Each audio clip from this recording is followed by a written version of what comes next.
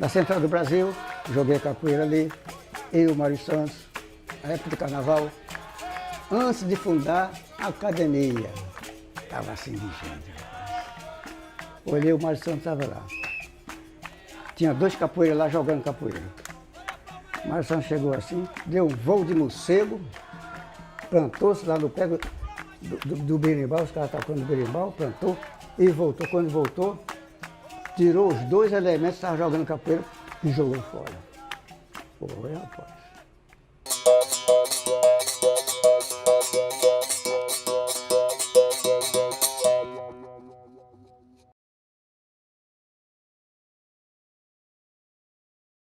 Mestre Mário Santos foi o principal fundador da Academia Bonfim de Capoeira no Rio de Janeiro, em 1956. E a Roda da Central acontecia no Rio de Janeiro numa época que a capoeira ainda era proibida. Mas por que o pessoal preferiu esse local aqui na Central? Porque era o único local que o pessoal chegava de outros estados do Brasil. Então o pessoal passava por aqui para ir brincar o carnaval. E os capoeiristas se reuniam, que vinham de outros estados também, no Rio de Janeiro, para jogar a capoeira.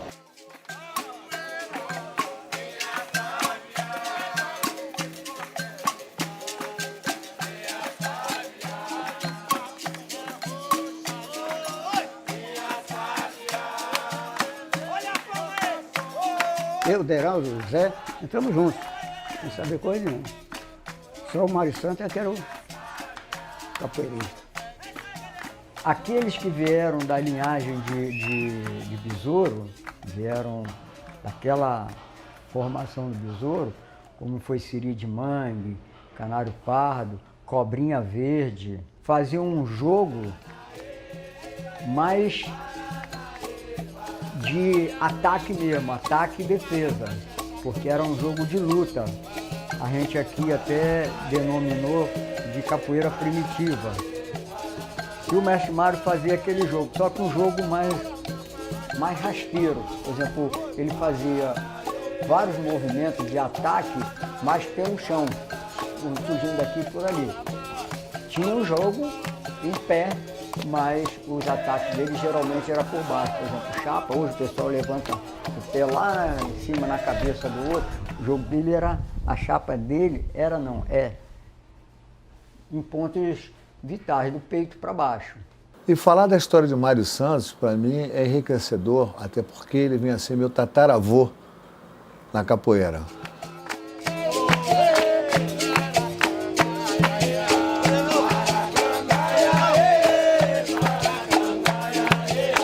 Ele nasceu entre Maracangalha e Laranjal, que era um trechozinho perto de Santa Amália da Purificação. A minha mãe era uma pescadeira. Lá meu pai era caranguejeiro, tirava caranguejo. Ele me levava, eu tirava um pequenininho.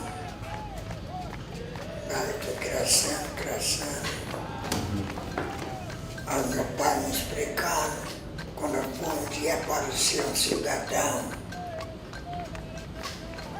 por nome Dendê. Besouro, vez em quando ia lá, conversar com meu pai, tudo.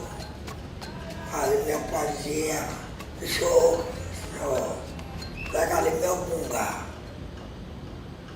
Pegava o bungá e fazia brincadeira. E então ele começou toda a trajetória dele através do seu pai, José Bidel, e do seu tio, seu padrinho chamado Dendê. E ambos eles eram parentes próximos do Manuel Henrique, famoso Besouro Mangangá. Faziam-se roda no terreiro da casa dele, certamente aquela turma toda de capoeiristas do Recôncavo, né, no qual ele aprendeu, desenvolveu toda a capoeira dele, que era a capoeira de Angola, que é o berço-mãe de toda a capoeira Angola.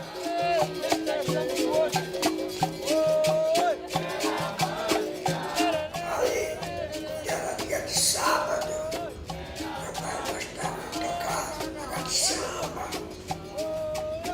Eu ficava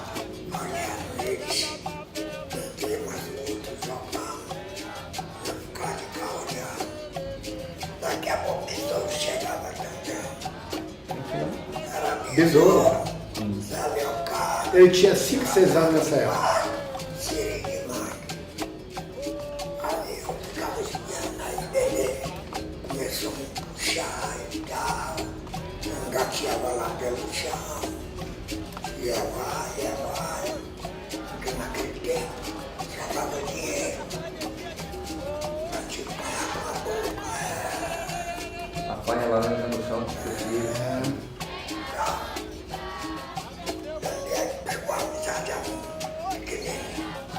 O Dendê que adotou ele, que ensinou mais. O pai teve a passagem, mas o Dendê que...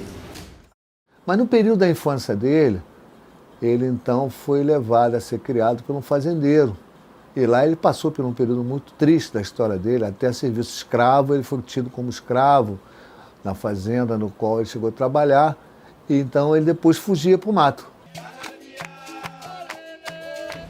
Um dia que eu estou Vicente Barão de lá de Santiago, pediu a minha mãe, se me dá esse dinheiro dos anos.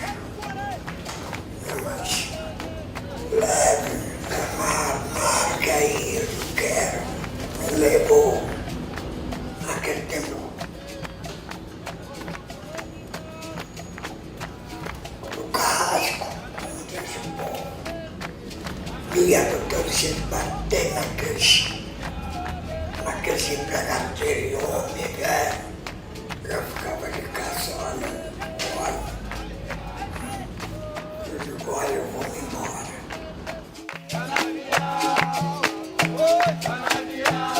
Aí, quando foi no outro dia, acordei cedo, aí o doutor Vicente me chamou. Eu digo, uma taca na mão, aquela taca batia no animal. Aí eu olhei de cara no chão, caí dentro d'água, saí no meio do mangue. Andei no meio do mangue, cheguei no rio de São João, que era a usina. Saber passava, carregava até navio entrava lá. Quando eu cheguei no mar, atravessei o outro lote do mangue, o vaqueiro já estava me esperando. Eu cansado, que nem um cansado. Ele lá me laçou, me botou na anca do cavalo, que me levou. Fui batizado novamente. Então ele passou a ter uma vivência muito grande dentro da mata. Então ele sabia todas as nuances do tempo, a mudança de lua, as questões de como caçar, como pescar, enfim, toda a trajetória dele. Ele veio da Bahia em 52, final de 51, 52, a gente não tem precisamente a data, porque nem ele lembra.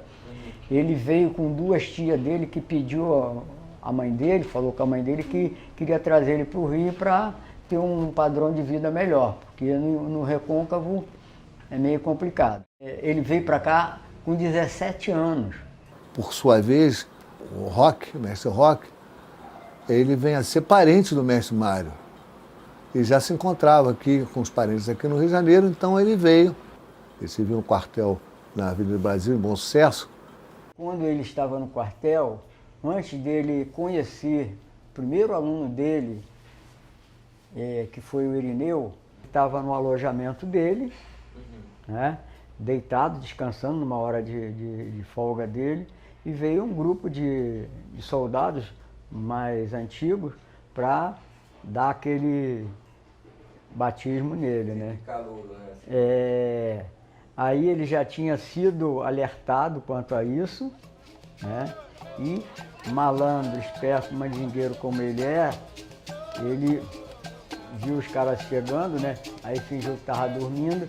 Aí quando os soldados chegaram perto, ele pulou da beliche, que ele estava dormindo na parte de cima da beliche, pulou, então ele passava por um, levantava, via onde os caras estavam, mergulhava de novo para de outro, e foi assim até sair do alojamento e chegar num pátio.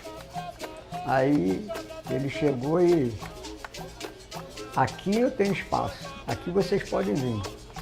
Se vier, vou bater. Vou preso, mas vou bater. Aí o Irineu falou assim, você joga capoeira? Para estar fazendo essa coisa toda, dizer que vai encarar a gente, você deve ser capoeirista, né? Aí falou assim, vem para cima que vocês vão descobrir. Por conta dessa fuga do Mário, ele falou, pô, cara, tu parece até um busca-pé, que o busca-pé é um tipo de fogos de artifício, né? Então ele por baixo do, escorregando daqui e dali. E no jogo também, na roda, ele também era assim, jogava o pé muito rápido, muita rasteira e mergulho por aqui, mergulho por ali e sempre batendo. Aí ele chegando aqui no Rio de Janeiro, então ele começa então a conviver com alguns capoeiristas daquela época, que era o Irineu, que já estavam no Rio de Janeiro, a família Santos, Irineu, Deraldo, José Carlos dos Santos, Lorival, Chico, já eram todos que já se encontravam aqui e era uma cidade muito próxima dele, que era a cidade de Montes. O Mário nunca havia dado, nem nunca tinha pensado em dar aula para ninguém. Primeira aula que o Mário Santos, lá na garagem. Aí ele falou comigo assim, Manel, dá um aô. Eu sei lá o que é aô. Aí ele fez, é assim, tchau. Aí eu fui imitar, a primeira aula. Tchau. Aí ele levou o pé aqui, entendeu? E tirou, eu pufo no chão. Machuquei o braço logo ali. Machuquei bastante. Eu saí dali e fui lá para o posto médico, fazer curativo. Comecei assim, meu amigo. Mas no dia seguinte eu já estava lá novamente. O Irineu levou ele para conhecer o Arthur Emídio. Só que o Arthur Emídio vem da regional, vem do jogo em pé. O Arthur Emídio tinha um jogo rápido em pé, soltava os golpes pulando. A ginga dele não era como a nossa de troca de guarda, porque o Mário sempre disse o seguinte, eu não ensino ginga, a ginga é sua, é como o samba, você que faz o seu passo. Eu ensino a troca de guarda. Aí o Mário foi levado pelo Irineu lá para conhecer ele, quando viu lá aquele jogo dele, achou muito interessante aquele jogo. Aí falou assim, pô, eu associando esse jogo ao meu jogo, eu vou ficar mais eficiente. Isso no início dos anos 60. Como o mestre Mário, então, morava no Jacarezinho, então ele certamente conviveu até com o Onça Preta, que trabalhava na fábrica de Poste Cavan. E o Onça Preta, segundo o relato do Mário, também trabalhou na fábrica de Poste Cavan. Essa fábrica, por curiosidade, é a que fez aqueles postes gigantescos que tem lá no aterro do Flamengo. E lá na fábrica eu vim a conhecer o mestre Mário. Mário dos Santos, que é o Mário Buscapé, foi o meu primeiro e único mestre. E até hoje eu tenho respeito por ele, admiração e ainda sou aluno dele. E naquela época, quando você tinha um convívio muito grande com as pessoas, você dizia que fulano é aluno de fulano. Então, considerava-se até o Mário aluno do Arthur Emídio. Em face deles conviverem muito tempo junto, né, passando o mesmo período junto. E Bom Sucesso, então, passou a reduto dos seus capoeiristas. E aí, então, o grupo começou a tomar corpo. Foi onde foi denominada Capoeira dos Bonfins.